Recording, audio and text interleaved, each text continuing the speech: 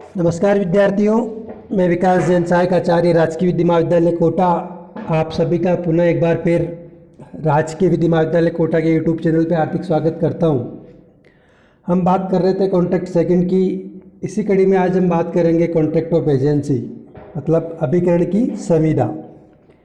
कई बार क्या होता है कि व्यापार में व्यक्ति के पास काम की अधिकता होती है, समय की अनुपलब्धता रहती है, तो अपने काम को करवाने के लिए वो किसी व्यक्ति को अपॉइंट कर देता है।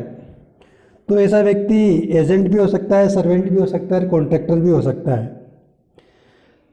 विधि का एक सामान्य सिद्धांत भी है कि दूसरों के माध्यम से कार्य करने वाला ही असली कर्ता होता है। मतलब अगर कोई व्यक्ति अपने कार्य करने के लिए किसी एजेंट को, किसी सर्वेंट को या कॉन्ट्रैक्टर को अपॉइंट करता है, तो उसकी लायबिलिटी उस प्रिंसिपल की होती है, उस मालिक की होती है जिसने उनको अपॉइंट किया।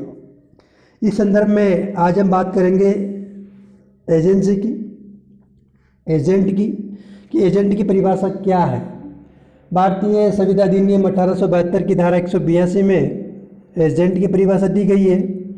ये कहती है कि एजेंट वह व्यक्ति है जो किसी अन्य की ओर से कोई कार्य करने के लिए या पर व्यक्तियों से सहव्यवहारों में किसी अन्य का प्रतिनिधित्व करने के लिए नियोजित है। वह व्यक्ति जिसके लिए ऐसा कार्य किया जाता है या जिसका इस प्रकार प्रतिनिधित्व किया जाता है वो प्रिंसिपल कहलाता है। इस तरह एजेंट दो अर्थों में समझा जा सकता है। वह व्यक्ति जिसे मालिक अपना कोई कार्य करने के लिए नियुक्त करता है। दूसरा, वह व्यक्ति जिसे मालिक अपनी ओर से अन्य व्यक्तियों से सहव्यवहार करने के लिए नियुक्त करता है। इस अर्थ में अभिकर्ता एक प्रकार से मालिक का प्रतिनिधि है, जिसे मालिक द्वारा सौंपे गए कार्यों को करने या मालिक की ओर से पर व्यक्तियों द्वारा विधिक संबंध स्थापित करने की शक्ति प्राप्त होती है। अभिकर्ता मालिक की ओर से अन्य व्यक्तियों के साथ संविदात्मक संबंध स्थापित करता है।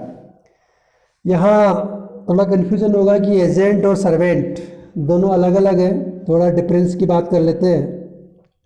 जो एजेंट होता है अपने मालिक के इन निर्देशों को मानने के लिए बाध्य है कि कौन सा कार्य उसे करना है, लेकिन वह इन निर्देशों को मानने के लिए बाध्य नहीं है कि उन कार्यों को वह कैसे करे। जबकि सर्वेंट अपने मालिक के दोनों आदेशों को मानने के लिए बाध्य है कि वह कौन सा कार्य करे और किस प्रकार कार्य करे। दूसरा अंतर, अभी एजेंट अपने मालिक के निर्देश अनुसार तो कार्य करता है, परंतु मालिक के नियंत्रण में कार्य नहीं करता, जबकि सर्वेंट अपने मालिक के नियंत्रण में कार्य करता है। तीसरा अंतर है, एजेंट मालिक की ओर से कार्य करने का अथॉरिटी रखता है तथा उसके द्वारा अपर व्यक्तियों के साथ किए गए संविदाओं से मालिक विधिक रूप से बाध्य है, जबकि सामान्यतः नौकर की ऐसी शक्ति प्राप्त नहीं है। वहीं एजेंट अपने द्वारा किए गए कार्यों के लिए मालिक से कमीशन प्राप्त करता है, जबकि सर्वेंट अपने कार्यों के बदले वेजेज या सैलरी प्राप्त करता है। एजेंट एक समय में कई मालिकों का एजेंट हो सकता है, जबकि सर्वेंट सामान्यतः एक समय में एक ही मालिक की नौकरी कर सकता है। अब बात करते हैं कि जो एसेशनल एलिमेंट्स ऑफ वैलिड एजेंसी, तो इसमें कुछ आवश्यक तत्व हैं कि वैध एजेंसी के आवश्यक तत्व कौन कौन से हैं। जिसमें पहला है मालिक अभिकर्ता अर्थात एजेंट नियुक्त करने के लिए सक्षम हो। अभिकर्ता कौन नियोजित कर सकता है? वह व्यक्ति जो विधि के अनुसार जिसके वैधीन है प्राप्त हुए हो और स्वस्थित हो, वो एजेंट नियुक्त कर सकता है। मतलब मालिक कैसा होना चाहिए? मेजर होना चाहिए, साउंड माइंड होना चाहिए। यहाँ स्पष्ट किया जाना आवश्यक है कि अवयस्क व अस्वस्थ चित्त होने की असक्षमताओं का संबंध केवल प्राकृतिक व्यक्ति से ही है, कृत्रिम व्यक्ति से नहीं, क्योंकि ये कभी भी अवयस्क और अस्वस्थित नहीं होते। मतलब जो प्रिंसिपल होगा वो मेजर और साउंड माइंड व्यक्ति होगा। जैसे कि हमने प्रारंभ में बात की थी कि कॉन्ट्रैक्ट के अधीन प्रारंभ में धारा 10 में कहा था कि संविदा कौन कर सकता है? जो संविदा करने के लिए सक्षम हो। सक्षम कौन होगा? जो मेजर और साउंड माइंड होगा। इसी तरह एजेंसी की कॉन्ट्रैक्ट में जो प्रिंसिपल होगा कौन होगा? वो मेजर होगा और दूसरा साउंड माइंड होगा। इसके बाद आता है कि एजेंट नियुक्त होने वाले व्यक्ति अभिकर्ता बनने की क्षमता रखता हो।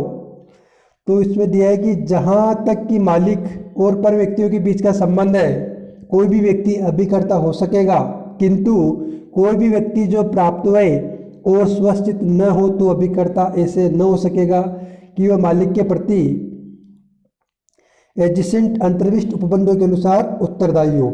इस प्रकार इस धारा में धारा 184 में अभिकर्ता कौन हो सकता है उसकी योग्यता की बात करती है। एजेंट कोई भी व्यक्ति हो सकता है जो मेजर एंड माइनर हो, साउंड माइंड हो या अनसाउंड माइंड हो।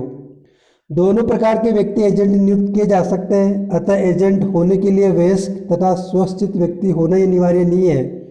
माइनर और अनसाउंड व्यक्ति भी एजेंट नियुक्त किए जा सकते हैं, लेकिन अनसाउंड माइंड और जो माइनर एजेंट है अपने कार्य या सहव्यवहार द्वारा मालिक और पर व्यक्तियों के मध्य विधिक संबंध स्थापित करने में सक्षम नहीं है। एजेंसी के सर्जन की आवश्यकता के आधार पर दिया जा सकता है। एजेंट नियुक्त करने की आवश्यकता मालिक को अपना कार्य पर व्यक्तियों से या अपने संबंध पर व्यक्तियों से बनाने के लिए होती है।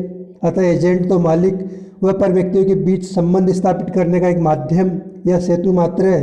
इसलिए एजेंट के अवयस्क या अस्वस्थित होने का मालिक व पर व्यक्तियों के बीच संबंधों पर कोई विपरीत प्रभाव नहीं पड़ता। इस कारण एजेंट ऐसा व्यक्ति भी हो सकता है जो संविदा करने की सक्षमता नहीं रखता। इस प्रकार मालिक तो साउंड माइंड और मेजर होना आवश्यक है, लेकिन एजेंट का आवश्यक नहीं है। लेकिन जहाँ किसी एजेंट को मालिक के प्रति उत्तरदायी बनाना है, वहाँ उसका भी वयस्क और स्वस्थित होना अनिवार्य है।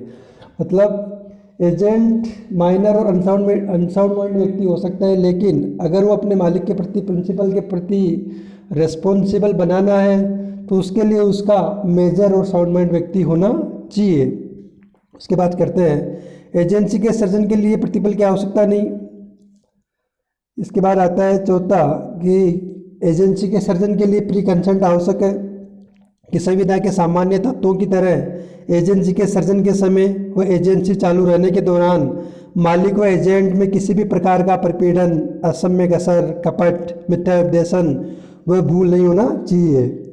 पांचवा है विधिपूर्ण उद्देश्य व विधि प्रतिफल। मालिक द्वारा एजेंट को जिस कार्य या सहव्यवहार के लिए नियोजित किया जा रहा है वह विधिपूर्ण होना चाहिए। यदि एजेंसी के अंतर्गत एजेंट द्वारा किए गए कार्य या सहव्यवहारों के लिए कोई पारिश्रमिक दिया जा रहा है तो विधिपूर्ण होना चाहिए, विधि विरुद्ध नहीं। अब बात करते हैं कि किस मोड से एजेंसी का क्रिएशन होगा। तो इसमें एक तो बाय एक्सप्रेस अथॉरिटी, अभिव्यक्त करार द्वारा, और दूसरा है बाय इम्प्लाइड अथॉरिटी, विवक्षित प्राधिकार द्वारा। धारा 186 और 187 में अभिव्यक्त और विवक्षित प्राधिकार द्वारा एजेंसी के सर्जन के बारे में बताया है।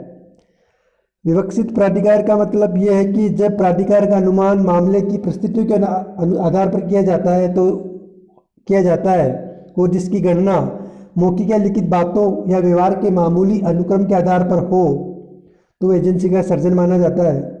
तीसरा है by extent of agency authority, by extent of agent authority, प्राधिकार के विस्तार द्वारा। यह प्राधिकार सामान्य काल के लिए अलग हो सकता है, आपातकाल के लिए अलग हो सकता है। और चौथा है अनुसमर्थन के द्वारा। जहाँ की कोई कार्य एक व्यक्ति द्वारा किसी अन्य व्यक्ति के निमित्त किंतु उसके ज्ञान या प्राधिकार के बिना किए जाते हैं, वहाँ वह निर्वाचित कर सकेगा कि ऐसे कार्यों का अनुसमर्थन करे और या करे या ना करे। यदि वह अनुसमर्थन करे तो उन कार्यों के वैसे ही परिणाम होंगे मानो वे उसके प्राधिकार में किए गए थे। इस तरह हमने इस वीडियो में बात की कि एजेंसी का सर्जन कैसे होता है। एक आवश्यकता के आधार पर भी एजेंसी का सर्जन होता है, एजेंसी बाय नेसेसिटी। एजेंसी का सर्जन आवश्यकता के आधार पर भी हो सकता है। कभी कभी एक व्यक्ति दूसरे के हित की सुरक्षा के लिए कुछ ऐसे कार्य करता है जिनके लिए वह उस व्यक्ति से निर्देश या सम्मति प्राप्त करने की स्थिति में नहीं होता तथा परिस्थितियाँ ऐसी होती है कि तुरंत उसे सुरक्षा प्रदान की जानी चाहिए, तो उन कार्यों के लिए वह अन्य व्यक्ति उसी प्रकार बाध्य है जिस प्रकार एक एजेंट अपने कार्यों से मालिक को बाध्य करता है। तो हमने समझा कि एजेंट किसे नियुक्त किया जाएगा, प्रिंसिपल कौन होगा, एजेंसी का गठन कैसे होगा, एजेंसी के क्या एसेशनल एलिमेंट्स होंगे, अब आगे वाली वीडियो में बात करेंगे। काइंड्स ऑफ एजेंसी और जो एजेंट होंगे उसके प्रिंसिपल, उसके राइट क्या होंगे, उसकी ड्यूटी क्या होगी। धन्यवाद।